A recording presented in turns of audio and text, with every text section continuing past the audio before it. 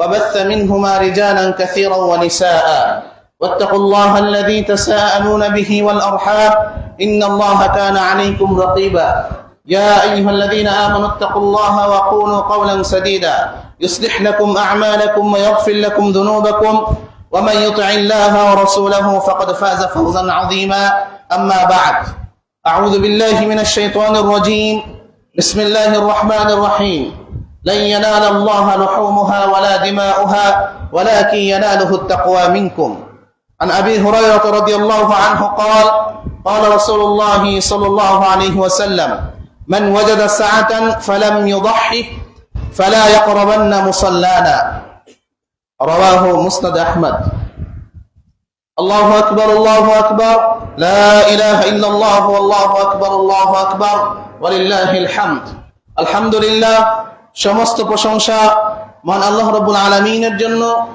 যিনি আমাদেরকে প্রতি বছরের ন্যায় এইবারও পবিত্র ঈদুল আজহার সালাতে উপস্থিত হয়ে সালাত সম্পন্ন করে খুতবা দেওয়ার এবং শোনার তৌফিক দান করেছেন। সেই মহান রব্বুল আলামিনের দরবারে শুকরিয়া আদায় করে সকলে বলে আলহামদুলিল্লাহ। আমরা জানি জিলহজ মাসের এই প্রথম 10 দিন আল্লাহ রাব্বুল আলামিনের কাছে অত্যন্ত প্রিয়। তার মধ্যে আমরা সর্বশেষ দিনে অবস্থান করতেছি। এই জন্য খুতবার শুরুতেই সকলকে দৃষ্টি আকর্ষণ করছি, যেহেতু আজকেই এই 10 দিন শেষ হয়ে যাচ্ছে, আগামী বছরের এই 10 দিন পাবো কিনা আমরা কেউ জানি না। তাই শেষ মুহূর্তে এসে আমরা সকলে একটু দানের হাতকে বেশি প্রসারিত করব। বিশেষ করে মসজিদের উন্নয়নমূলক কাজ চলতেছে, মসজিদের জন্য আমরা বেশি বেশি দান করব। এবং আপনাদের মসজিদে অনেক দূর দূরান্ত থেকে দেখলাম অনেক আলেম ওলামারা আসে, তাদেরকে যথাযথভাবে যেন সম্মানী করা যায় সেই হিসাবে আমরা বেশি বেশি দান করার চেষ্টা করবো ইনশাআল্লাহ।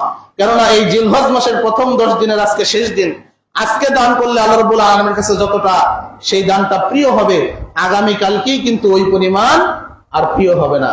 এই জন্য আমরা সকলেই বেশি বেশি দান করার চেষ্টা করবো ইনশাআল্লাহ। যখন দানের জন্য আপনাদের কাছে যাওয়া হবে, শব্দ ছাড়া কথাবার্তা ছাড়া নীরবে তাড়াতাড়ি এগুলো আমরা দিয়ে দিব ইনশাআল্লাহ। আমরা সকলেই তাকবীর পাঠ করি, আল্লাহু আকবার আল্লাহু আকবার লা ইলাহা ইল্লাল্লাহ আল্লাহু আকবার আল্লাহু আকবার ওয়ালিল্লাহিল হামদ। আসলে আল্লাহ রাব্বুল আলামিন আমাদেরকে সৃষ্টি করেছেন তার ইবাদত বন্দেগী করার জন্য। সূরা জারিয়াতের 56 নম্বর আয়াতে বলছেন ওয়ামা খালাকতুল জিন্না ওয়াল ইনসা ইল্লা লিয়াবুদুন, যে আমি মানুষ এবং জিন জাতিকে সৃষ্টি করেছি একমাত্র আমার ইবাদত করার জন্য। এই জন্য যারা যারা ইবাদত করে না তাদের সৃষ্টিটাই বৃথা হয়ে গিয়েছে। আল্লাহ রাব্বুল আলামিন আমাদের কাছে আশা করেন আমরা যেন তার গুণকীর্তন করি, শুকরিয়া আদায় করি, তার ইবাদত করি। যারা ইবাদত করে না তারা আল্লাহ রাব্বুল আলামিনের সাথে নাফরমানি করে। আর ইবাদত করার বিভিন্ন মৌসুম রয়েছে। সারা বছর যেমন ইবাদত করা যায়, ঠিক তেমনি রমাদান মাসের আলাদা ফজিলত রয়েছে। আবার এই জিলহজ মাসের 10 তারিখ 10টা দিনেও আল্লাহ রাব্বুল আলামিনের কাছে সবথেকে বেশি প্রিয় এই ইবাদতগুলো। আর তার মধ্যে আজকে আমরা যে দিনটি অতিবাহিত করছি অত্যন্ত গুরুত্বপূর্ণ একটা দিন, সেটি হচ্ছে কি ঈদুল আজহা। এই দিন আমরা কুরবানি করি কার জন্য?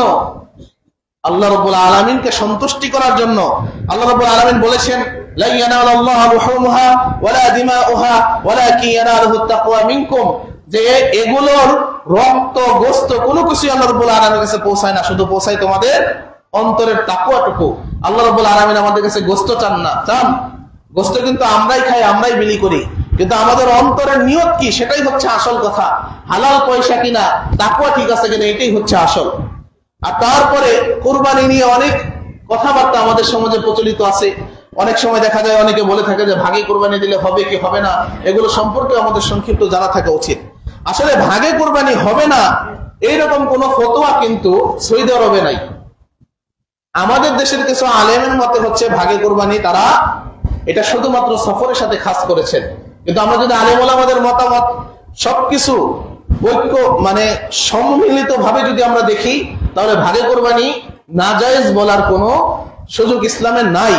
কিন্তু এটা সত্য যে কেউ যদি একা দেয় তাহলে সেখানেই সব থেকে নিরাপদ। কেননা ভাগে কুরবানি দিতে গেলে অনেক জিনিস খেয়াল করতে হয়, যে আপনি যাদের সাথে ভাগ নিচ্ছেন তাদের মধ্যে যদি কেউ সুদখোর থাকে তাহলেও মনের মধ্যে একটা সমস্যা। হয়তো আমার টাকাটা হালাল, আল্লাহ রাব্বুল আলামিন আমারটা কবুল করে নেবেন, কিন্তু ওইটার মধ্যেই তো শরীক আছে আরেকজন কি হারাম ইনকাম করে, সমস্যা আছে কিনা মনের মধ্যে একটু খটকা লাগে। আর বিশেষ করে বেনামাজিদের সাথে যদি কেউ ভাগী হয় তাহলে তো মনে হয় কোরবানি হবে, কারণ বেনামাজিকে কিন্তু ইসলামের দৃষ্টিতে মুসলিম হিসাবে গণ্য করা হয় না। কুরবানিতে আমি একজন মুসলিম আর একজন মুসলিমকে অংশীদার হতে পারে, অমুসলিম বা কাফেরের সাথে অংশীদার হয়ে কুরবানি দেওয়া যাবে? এই জন্য বর্তমান জামানায় দেখা যায় অধিকাংশ মানুষের ইনকামই কিরকম আমরা সঠিকভাবে বলতে পারি না। স্পষ্ট সৎখুর যারা আছে তাদেরকে আমরা চিনি, তাছাড়াও 7 ভাগে কোরবানি দিতে গেলে এই 7 জন পরহেজগার মুসল্লি যারা সালাত আদায় করে এরকম মানুষ পাওয়া কিন্তু অনেক সময় কষ্টকর। এই জন্য আমরা আমাদের সামর্থ্য অনুযায়ী একাই দেওয়ার চেষ্টা করব। পক্ষান্তরে কেউ যদি ভাগে দিতে চায়, এটা না করার কোনো সুযোগ নাই, সে দিতে পারে, কোরআন হাদিসের দৃষ্টিতে কোনো বাধা নাই, কিন্তু একটু সতর্কতা অবলম্বন করতে হবে। আর তাছাড়া এই কোরবানি দেওয়াটা কি, এটার হুকুম নিয়েও আমাদের মধ্যে কিছু মতভেদ আছে। কারো কারো মতে কোরবানি দেওয়াটা হচ্ছে কি সামর্থ্যবানদের জন্য ওয়াজিব, অর্থাৎ আবশ্যক, দিতেই হবে, না দিলে কবিরা গুনাহ হবে। তাদেরও অনেক দলিল আছে, যেমন সূরা কাউসার যদি আমরা দেখি, ইন্না আ'তাইনাকাল কাউসার ফাসাল্লি লিরাব্বিকা ওয়ানহার, যে তুমি কি করো, ফাসাল্লি সালাত আদায় করো, লিরাব্বিকা তোমার রবের জন্য, ওয়ানহার এবং কুরবানি করো, এখানে আদেশ দেওয়া হয়েছে। তাছাড়াও হাদিসের মধ্যে অনেক তাগিদ পাওয়া যায়, এর জন্য কিছু আলেম বলেছেন কি এটা ওয়াজিব, কিন্তু আসলে সর্বসম্মতিক্রমে বেশিরভাগ আলেম যে দিকে মতামত দিয়েছেন সেটি হচ্ছে কি এই কোরবানিটা একটা সুন্নতে মুআক্কাদা, অর্থাৎ তাগিদ যুক্ত সুন্নাহ। সাধারণ সুন্নাহর থেকে একটু এর মধ্যে তাগিদ রয়েছে। সামর্থ্যবান ব্যক্তিরা আমরা যারা আছি, আমাদের সামর্থ্য আছে, আমরা অবশ্যই কোরবানি করার চেষ্টা করবো ইনশাআল্লাহ। সামর্থ্যবান ব্যক্তিদের অবশ্যই কোরবানি দিতে হবে, আমরা যেন এটা থেকে কেউ বিরত না থাকি। একটা হাদিস যদি দেখি, আবু হুরায়রা রাদিয়াল্লাহু আনহু থেকে বর্ণিত, তিনি বলেন রাসূল সাল্লাল্লাহু আলাইহি ওয়াসাল্লাম বলেছেন, মান ওয়াজাদা সাআতান ফালাম ইউদাহ, যে ব্যক্তি সামর্থ্য থাকা সত্ত্বেও কুরবানি করলো না, ফালা ইয়াকরাবান্না মুসাল্লানা, সে যেন আমাদের ঈদগাহের ধারের কাছেও না আসে। একটা বড় ধমকি আল্লাহ রাসূল সাল্লাল্লাহু আলাইহি ওয়াসাল্লাম দিয়েছেন। এটা একটা বড় ধমকি না? ঈদের দিন ঈদের সালাতে আসবে, যারা সামর্থ্য থাকা সত্ত্বেও কুরবানি দিবে না তারা যেন ঈদগাহের কাছেও না আসে, রাসূল সাল্লাল্লাহু আলাইহি ওয়াসাল্লাম বলে দিয়েছেন। অর্থাৎ এই কুরবানি না দিলে গুনাহ হবে না, এই কথা শুনে আমরা যেন এটাকে আবার কেউ হালকা ভাবে না নিই, যে মন চাইলে কোরবানি দিলাম আর মন না চাইলে দিলাম না, এরকম করার কোনো সুযোগ নেই। আরেকবার আপনাদেরকে একটু দৃষ্টি আকর্ষণ করছি, বিশেষ করে মা বোনদেরকে দৃষ্টি আকর্ষণ করছি, রাসূল সাল্লাল্লাহু আলাইহি সাল্লামের সময়ে যখন ঈদের সালাত হতো তখন কিন্তু ঈদগাহে দানের দিক থেকে মহিলারাই বেশি অগ্রগামী থাকতো। রাসূল সাল্লাল্লাহু আলাইহি সাল্লাম মহিলাদের কথায় বিশেষভাবে কি সুনাম করতেন। তা আমরা আশা করছি আমাদের এখানে যারা মহিলারা আছেন, মা বোনেরা আছেন, আপনারাও দানের দিক দিয়ে বেশি অগ্রসর হবেন, মসজিদের জন্য দান করবেন, ইমামের জন্য করবেন। আশা করি পুরুষদের তুলনায় আপনাদের দান বেশি হবে। আল্লাহ রাব্বুল আলামিন তৌফিক দান করুন, আমিন। আরেকটা হাদিস যদি আমরা দেখি, অত্যন্ত গুরুত্বপূর্ণ, আমাদের জন্য শিক্ষা রয়েছে, যে মা আয়েশা রাদিয়াল্লাহু আনহা থেকে বর্ণিত, তিনি বলেন আন্নাহুম যাবিহু শাতান, যে তারা একটি বকরি জবাহ করেছিল, কুরবানি করেছিল। ফাকালা নবী সাল্লাল্লাহু আলাইহি সাল্লাম, অতঃপর রাসূল সাল্লাল্লাহু আলাইহি সাল্লাম বললেন, মা বাকিয়া মিনহা, যে এর মধ্যে কি অবশিষ্ট আছে, মা বাকিয়া মিনহা, যে তোমরা যে কুরবানি করলে এর মধ্যে এখন কি অবশিষ্ট আছে। তখন তারা বলল, মা বাকিয়া মিনহা ইল্লা কাতিফুহা, যে এর সব অংশই মোটামুটি দান করা হয়ে গেছে, শুধুমাত্র ঘাড়ের কিছু অংশ অবশিষ্ট আছে। ক্বালা, তখন রাসূল সাল্লাল্লাহু আলাইহি সাল্লাম বললেন, বাকিয়া কুল্লাহা গায়রা কাতিফিহা, যে পুরাটাই অবশিষ্ট আছে, শুধুমাত্র ঘাড়ের অংশ ব্যতীত। মানে যারা কুরবানি করছে তাদেরকে রাসূল সাল্লাল্লাহু আলাইহি সাল্লাম বললেন যে তোমাদের কুরবানির কি অবশিষ্ট আছে।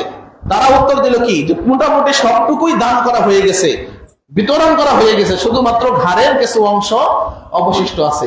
তখন রাসূল সাল্লাল্লাহু আলাইহি সাল্লাম বললেন যে না, পুরাটুকুই অবশিষ্ট আছে, শুধুমাত্র ঘাড়ের কিছু অংশ ব্যতীত। সুবহানাল্লাহ। অর্থাৎ রাসূল সাল্লাল্লাহু আলাইহি সাল্লাম বোঝাতে চাইলেন যে যতটুকু আমরা নিজে খাওয়ার জন্য রেখেছি এতটুকু আমি খাইলেই শেষ হয়ে যাবে, আর যতটুকু আমরা বিতরণ করেছি, দান করেছি, মানুষদেরকে দিয়েছি, ততটুকুই মূলত অবশিষ্ট আছে, এইটুকুই আমরা মৃত্যুর পর কাজে লাগাতে পারবো। এই জন্য আমরা যারা কুরবানি করবো এটা আমরা খেয়াল করব। যদিও রাসূল সাল্লাল্লাহু আলাইহি ওয়াসাল্লাম বলেছেন যে তোমরা খাও, বিতরণ করো এবং সংরক্ষণ করো, তো সংরক্ষণের মাত্রাটা আমাদের কমিয়ে কি করতে হবে, বিতরণের মাত্রাটা বাড়াতে হবে। কারণ যতটুকু দান করব ততটুকুই আমার বেশি কাজে লাগবে, আর যতটুকু নিজে খাওয়ার জন্য রাখবো খাওয়ার পরেই শেষ হয়ে যাবে। এটাই রাসূল সাল্লাল্লাহু আলাইহি ওয়াসাল্লামের এই হাদিস দ্বারা আমরা বুঝতে পারি। হাদিসটি তিরমিজির 2470 নম্বর হাদিস। তো এর থেকে আমরা বুঝতে পারলাম যে আমরা যারা কুরবানি করবো, আল্লাহ রাব্বুল আলামিন আমাদের যাদেরকে সামর্থ্য দিয়েছেন কোরবানির পর আল্লাহ রাব্বুল আলামিন যাদেরকে সামর্থ্য দেন নাই কোরবানি করার, তাদের মধ্যে আমরা বেশি বেশি বিতরণ করার চেষ্টা করব। এর মাধ্যমে ইসলামের সৌন্দর্য ফুটে উঠবে, অমুসলিমরা ইসলামের সৌন্দর্য দেখে ইসলামের দিকে ধাবিত হবে, এবং যারা অভাবী তারা এই উসুলে একটু ভালো খাবার খেতে পারবে, এবং আমাদের মধ্যে একটু ভ্রাতৃত্বপূর্ণ সম্পর্কটা আরো দৃঢ় হবে। আল্লাহ রাব্বুল আলামিন আমাদের সকলকে সেই তৌফিক দান করুন, আমিন। আলোচনা বেশি দীর্ঘ করব না, কারণ অনেকেরই কাজ আছে। ঈদুল আজহায় সবাই ব্যস্ত থাকে, ঈদুল আজহার খুতবাটা সংক্ষিপ্ত হওয়াই জরুরি। সর্বশেষ যে কথাটি বলে আমার আলোচনা শেষ করছি, সেটি হচ্ছে তাকওয়া। আল্লাহ রাব্বুল আলামিন আমাদের কি তাকওয়া অবলম্বন করার নির্দেশ দিয়েছেন। আমরা যত যাই করি না কেন সারা বছর, যদি আমাদের তাকওয়া ঠিক না থাকে, আমি যত বড় আলেম হই, যত আমার টাইটেল থাক, যদি তাকওয়া ঠিক না থাকে, তাহলে এগুলো দিয়ে আমার কোনো উপকারে আসবে না। আল্লাহ রাব্বুল আলামিন রমাদানের সাওমকে ফরজ করেছেন তাকওয়া অবলম্বন করার জন্য, তাকওয়া বৃদ্ধি করার জন্য। আল্লাহ রাব্বুল আলামিন আমাদেরকে তাকওয়া অবলম্বনের নির্দেশ দিয়েছেন। এই কুরবানির সময়ও কি তিনি ঘোষণা দিয়েছেন যে এই কুরবানির পশুর গোশত, রক্ত কিছুই আল্লাহ রাব্বুল আলামিনের কাছে পৌঁছায় না, পৌঁছায় কি আমার তাকওয়া, আমার অন্তরের কি নিয়ত আছে সেটাই পৌঁছায়। এজন্য আমরা যেই কুরবানি দিয়েছি, আমাদের সকলের নিয়ত যেন ঠিক থাকে যে আমরা আল্লাহ রাব্বুল আলামিনের সন্তুষ্টির জন্যই কুরবানি দিচ্ছি। কুরবানির ইতিহাস আমরা জানি, গতকাল আলোচনা করলাম যে ইব্রাহিম আলাইহিস সালামকে তার সন্তানকে কুরবানি করার জন্য নির্দেশ দেওয়া হয়েছিল। এটা কিন্তু সেই কুরবানি, কিন্তু আল্লাহ রাব্বুল আলামিন আমাদের প্রতি একটু ইহসান করেছেন, কারণ সন্তানকে কুরবানি দেওয়া কি সহজ কিছু? সহজ কিছু নাই। সন্তানের পরিবর্তে আমরা যেন একটা সুন্দর পশু, সুস্থ সবল, অসুস্থ, তারপরে স্পষ্ট ন্যাংরা, স্পষ্ট কানা, স্পষ্ট খোরা, এরকম কোন পশু কোরবানি দিলে কিন্তু হবে না। যেখানে সন্তানকে দেওয়ার কথা হয়েছিল, সেখানে আল্লাহ রাব্বুল আলামিন আমাদের প্রতি ইহসান করেছেন, তাহলে সব থেকে উৎকৃষ্ট একটা পশু আমাদেরকে কোরবানি দিতে হবে। সন্তানকে কোরবানি দিলে কি সেখান থেকে অন্য কোনো লাভের আশা ছিল? শুধুমাত্র আল্লাহ তাআলার সন্তুষ্টি। ঠিক আমাদের নিয়তটাও এরকম থাকতে হবে। আমরা যদিও পশু কুরবানি দিতেছি, এর গোশত আল্লাহ রাব্বুল আলামিন আমাদের জন্য হালাল করেছেন, কিন্তু মনের নিয়ত আমাদের থাকতে হবে একমাত্র আল্লাহ রাব্বুল আলামিনের সন্তুষ্টি। আমরা যেন এই নিয়তে সবাই সহিভাবে কুরবানি দিতে পারি, এবং জীবনের সকল ক্ষেত্রে আমরা আল্লাহ তাআলাকে ভয় করে চলতে পারি, তাকে অবলম্বন করতে পারি। আল্লাহ রাব্বুল আলামিন আমাদেরকে সেই নির্দেশ দেন, সকলেই বলি আমিন। আর ঈদগাহে আসার সময় আমরা সকলেই যেমন তাকবীর পড়তে পড়তে এসেছি, ঈদগাহ থেকে যাওয়ার সময়ও আমরা ওইরকম তাকবীর পড়তে পড়তেই যাব। যারা এক রাস্তায় এসেছি, বিকল্প রাস্তা থাকলে আমরা অবশ্যই সেই অন্য রাস্তা দিয়ে যাব। আর যদি রাস্তা একটাই থাকে, তাহলে যে পাশ দিয়ে এসেছি যাওয়ার সময় অন্য পাশ দিয়ে যাব, এবং বলতে থাকবো আল্লাহু আকবার, আল্লাহু আকবার, লা ইলাহা ইল্লাল্লাহু, আল্লাহু আকবার, আল্লাহু আকবার, ওয়ালিল্লাহিল হামদ, আল্লাহু আকবার, আল্লাহু আকবার, লা ইলাহা ইল্লাল্লাহু, আল্লাহু আকবার, আল্লাহু আকবার, ওয়ালিল্লাহিল হামদ। ইয়া রাব্বাল আলামিন, আমরা যারা এখানে উপস্থিত হয়েছি, আমাদেরকে আপনি ক্ষমা করুন। আমাদের মধ্যে যারা মৃত্যুবরণ করেছে, ইয়া রাব্বাল আলামিন, আপনি তাদেরকে ক্ষমা করে জান্নাতের মেহমান হিসেবে কবুল করুন। আমাদের মধ্যে যারা ঋণগ্রস্ত আছে, তাদের ঋণ পরিশোধ করার তৌফিক দান করে দেন। যারা অসুস্থ আছে, তাদেরকে সুস্থতা দান করুন। যারা কুরবানির নিয়ত করেছে, তাদের কুরবানি আপনি ইয়া রাব্বাল আলামিন কবুল করে নেন। যাদের এখনো সামর্থ্য হয় নাই, তাদেরকে আপনি সামর্থ্যবান বানিয়ে দেন। যারা এবার হজ করেছে, তাদের হজকে আপনি কবুল করে নেন, এবং আমাদের সকলকে হজ করার তৌফিক দান করে দেন ইয়া রাব্বাল আলামিন। বিশেষ করে এই ঈদুল আজহার দিনেও ফিলিস্তিনের গাজাতে সেই ইসরায়েলি বর্বর বাহিনী বোমা হামলা চালিয়েছে, যেখানে প্রায় 30-এর উপরে মানুষ মৃত্যুবরণ করেছে এই ঈদুল আজহার দিনেও। এই মর্মান্তিক ঘটনার জন্য আমরা তীব্র নিন্দা জানাচ্ছি, এবং আল্লাহ রাব্বুল আলামিনের কাছে বিচার দিচ্ছি যে যারা এরকম বর্বর হামলা চালাচ্ছে, আল্লাহ রাব্বুল আলামিন যেন তাদেরকে ধ্বংস করে দেন, তাদেরকে যেন উপযুক্ত শাস্তির মুখোমুখি করেন ইয়া রাব্বুল আলামিন। ইয়া রাব্বুল আলামিন, যাদের ক্ষমতা থাকা সত্ত্বেও এই সকল বিষয়ে হস্তক্ষেপ করছে না, তাদেরকে আপনি হেদায়েত দান করুন। আর যদি হেদায়েত না থাকে, তাদেরকেও আপনি বিচারের সম্মুখীন করে দেন ইয়া রাব্বুল আলামিন, এবং আমাদেরকেও আপনি ক্ষমা করুন। বিশ্বের সকল প্রান্তের মুসলিমদেরকে আপনি হেফাজত করুন, সকল মাজলুমদেরকে আপনি সহযোগিতা করুন, এবং সকল জালেমদেরকে আপনি ধ্বংস করে দেন ইয়া রাব্বুল আলামিন। রব্বিরহামহুমা কামা রাব্বায়ানি সগীরা, রব্বিরহামহুমা কামা রাব্বায়ানি সগীরা, রব্বিরহামহুমা কামা রাব্বায়ানি সগীরা। সুবহান রাব্বিকা রাব্বিল ইজ্জাতি আম্মা ইয়াসিফুন, ওয়া সালামুন আলাল মুরসালিন, আলহামদুলিল্লাহি আলামিন। আলোচনা শেষে আমার নিজের জন্য দোয়া চাচ্ছি, সকলেই দোয়া করবেন আল্লাহ রাব্বুল আলামিন যেন আরো ইলম অর্জন করার তৌফিক দান করেন, ইসলামের খিদমত করার তৌফিক দান করেন, এবং সকলের জন্য দোয়া করি যার যত সমস্যা আছে আল্লাহ রাব্বুল আলামিন যেন দূর করে দেন। আমরা যেন সুস্থ সবল অবস্থায় বাসায় ফিরে যেতে পারি, সুন্দরভাবে কুরবানি করতে পারি। আল্লাহ তাআলা সেই তৌফিক দান করুন, আমিন। ওয়া আখিরি দাওয়ানা আলহামদুলিল্লাহি রাব্বিল আলামিন। আসসালামু আলাইকুম ওয়া রাহমাতুল্লাহি ওয়া বারাকাতুহু। সকলকে ঈদুল আজহার শুভেচ্ছা। তাকাব্বালাল্লাহু মিন্না ওয়া মিনকুম।